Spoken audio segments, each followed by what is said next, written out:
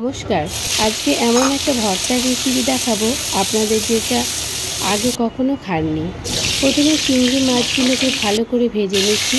তারপর দু আধখানা করে কাঁকরোলগুলোকে কেটে নিয়ে কড়াইতে তেল গরম করে দিয়ে দিলাম। ওর মধ্যে একে একে লবণ ও হলুদ দিয়ে ঢাকা দিয়ে কম আঁচে ভেজে নিতে হবে। একটু নরম হলে তাতে দুটো টমেটো দিয়ে দিলাম। এবার ভাজা হয়ে এলে ঢাকা দিয়ে রেখে দিলাম কিছুক্ষণ ঠান্ডা হবার জন্য। এবার চিংড়ি মাছ ও কাঁকরোলগুলোকে মিক্সি জারের মধ্যে দিয়ে ভালো করে পেস্ট করে ওর মধ্যে 4-5টা কাঁচা লঙ্কাও দিয়ে বেটে নিলাম।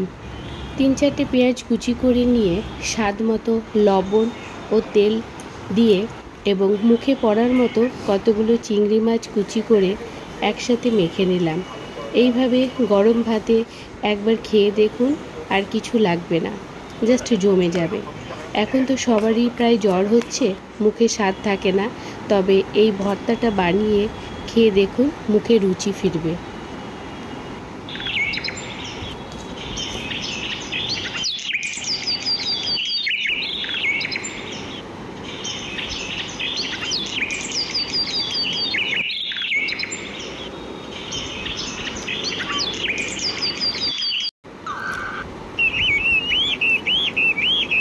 কাঁকরোল ভর্তাটা এত সুন্দর হয়েছে যে এই দিয়ে পুরো ভাতটা খাওয়া হয়ে যাবে।